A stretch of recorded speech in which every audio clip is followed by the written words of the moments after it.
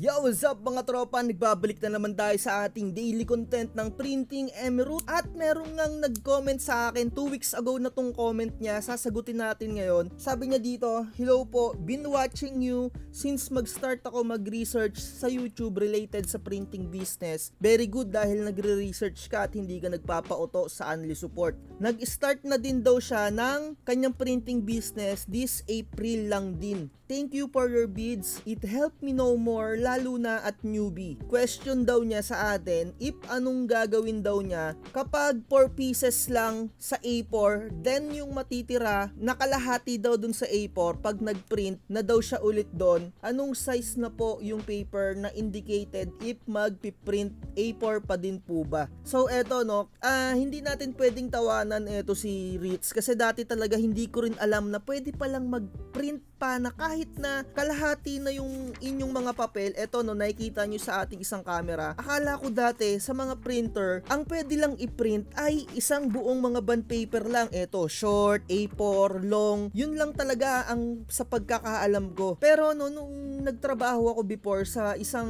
private company, dati akong teller sa mga bangko, sa mga ganyan-ganyan. So, hindi ko alam na pwede palang mag-print kahit na putol-putol na yung papel, na kahit na 1/4 na lang yung papel or kahit nakalahati. So nagulat ako, pwede pala yun. So ganun yung pwede mong gawin sa printing business. Kagaya nga nito, eto ipapakita ko sa inyo sa screen. So halimbawa, magpapackage kayo ng printing. So kagaya nito, ang gusto nyo lang na i-print, eto. So para makatipid kayo, guguntingin nyo lang yung part na merong picture. Tapos at the next day or next hours, a couple of minutes or a couple of hours, pwede nyo na ulit gamitin yung natirang bond paper or photo paper. Pwede nyo pa ulit pagprintan niya ng another set of pictures. Ang tanong niya kung A4 pa rin ba yung settings. Yes, A4 pa rin yung settings na ilalagay mo. So halimbawa ang printer mo L805 or kahit ano, makikita mo dito laging A4 yung gagamitin mo. Halimbawa, kalahati na lang yung photo paper mo, so pwede pa yan, isalpak mo lang doon, basta maglalagay ka ng allowance. So kagaya nito, makikita nyo, 'di ba? Dito tayo sa taas nag-print or eto yung part na nawalan tayo. So dito, make sure lang na yung ipapailalim ninyo dun sa inyong mga printer ay pantay. Or basta merong puwang, kagaya nito, no? Meron siyang puwang. Eto, may spacing siya. So, di ba, ayun ito yung lapad niya. So, ito yung space niya simula doon sa pinaka-edge. Meron siyang parang 0.2 inches. So, ganyan. Huwag niyong masyadong ididikit yung design ninyo sa papel. Ay no, halimbawa ganyan, masyadong dikit, kailangan may allowance kapag gagamit kayo ng mga tira-tirang pang photo paper. Huwag nyo laging isasagad. So kagaya nito, etong ID template na to, nakaset na siya, huwag nyo na siyang babaguhin pa. Ganyan at ganyan na yan. So ang gagawin nyo nga lang, gugupitin nyo. Ayan, halimbawa nakikita nyo nga dito sa isang camera natin, eto na yung napagprintan ninyo. So eto, pwede nyo pa siyang magamit and then A4 pa rin yung settings na gagamitin mo doon. So ayun, 'di ba? Mas makakatipid kayo. So sabi nga niya dito, ang gusto daw niya 4 pieces lang, parang 4 pieces siguro ng 1x1 o 2x2. So nasa sayo na 'yan kung anong diskarte mo sa paggugunting-gunting, 'di ba? So halimbawa, ganito, 1 2 3 4. So ganyan lang. So mas makakatipid ka kung ganyan lang. Kasi ditong part lang yan. Sa taas lang na part. So guguntingin mo lang yung nasa pinakataas lang na part, di ba? So ito, halimbawa, ito pa yung buong bond paper. Gugupitin mo lang yung sa taas. Make sure lang na maganda yung pagkakagunting mo, na straight para hindi medyo tumatabingi. Ayan, so ito yung apat na photo or yung 1x1 or 2x2.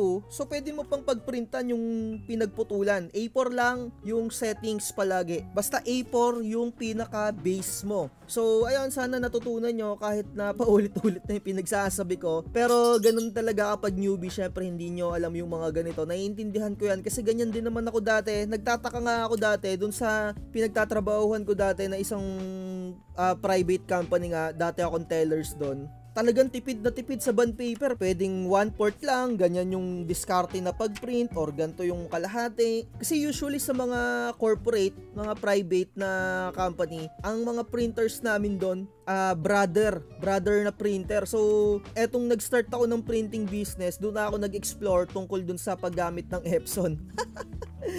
So ayun, napakagandang technique nito, lalong-lalo na kung gusto nyong kumita ng maganda-ganda at kung nagtitipid kayo. So syempre, kahit medyo papano, mas malaki yung kita mo kung ikukumpara mo dun sa gagamit ka ng mga maliliit na photo paper. Mas makakatipid ka kung A4 yung gagamitin mo. Syempre, may mga matitira at matitira nga dyan. So ayun, siguro dito na natin tatapusin to at sana nasagot ko yung tanong mo.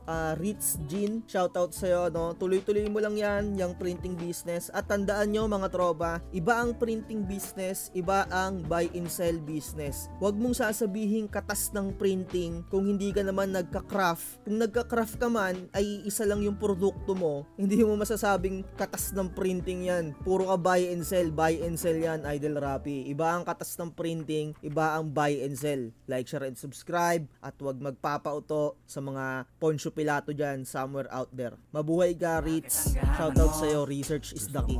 Lahat na nakikita, napakadorobo mo. Sa lahat ng kwento, ikaw ang bida. Napakahirap mo na makontento. Lahat ng porsyento, sinadya mo na masolo.